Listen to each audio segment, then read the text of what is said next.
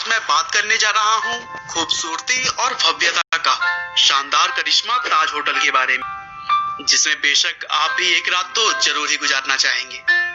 और दोस्तों, सिर्फ भारत में ही नहीं बल्कि ताज होटल की सुविधाओं के चर्चे पूरी दुनिया में किए जाते हैं। साथ ही बता दो कि यह होटल टाटा ग्रुप की ताज होटल पैलेस रिसोर्ट का एक हिस्सा है, जिसकी शुरुआत एक महान शख्सियत टाटा ग्रुप के फाउंडर जमशेद जी टाटा ने की थी।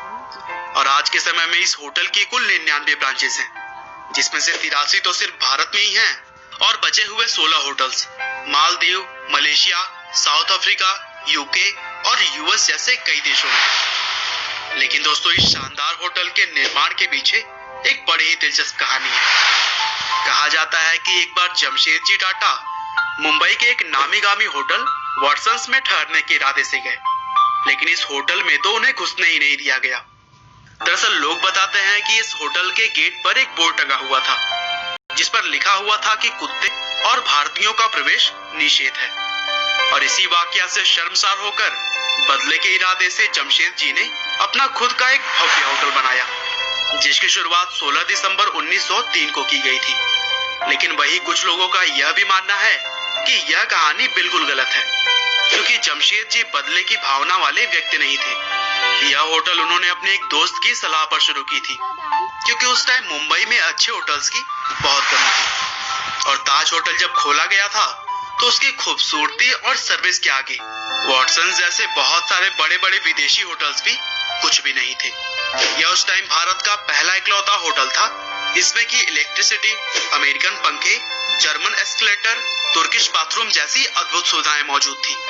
और इन्हीं सुविधाओं को देखते हुए इस होटल को लोगों ने ग्रैंड होटल का नाम दिया था। आगे चलकर ताज होटल में ही भारत का पहला लाइसेंस्ड बार बनाया गया और देश का पहला डिस्को भी इसी होटल में खोला गया था। शुरुआती दौर में इसमें सिर्फ 13 रुपए का किराया देकर कोई भी रह सकता था और इस होटल में यूरोपियन और राजा महाराजा भी ठहरा करते थे।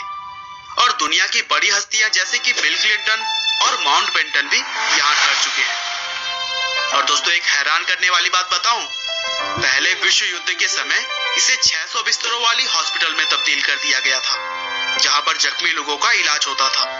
और मुंबई के इस होटल ने समय के साथ साथ कई सारे उतार चढ़ाव भरे सफर भी देखे हैं। वहीं 2008 में इस होटल में रहने वालों को आतंकियों ने नुकसान पहुंचाने की भी कोशिश की, लेकिन इसके बावजूद ताज होटल अपनी भव्यता से आज भी लोगों का मन लुभा रहा है। और हमले के बाद से ओबामा ने ताज होटल में रुककर इस होटल को भारतीय लोगों की ताकत का प्रतीक बताया। तो दोस्तों, अंत में बस मैं यही कहना चाहूंगा कि जमशेद जी की कहानी सच हो या फिर गलत, ताज होटल शुरुआत से लेकर अब तक भारतीयों के लिए गौरव का प्रतीक रहा है। आपका बहुमूल्य समय देने के लिए बहुत बहुत धन्यवाद।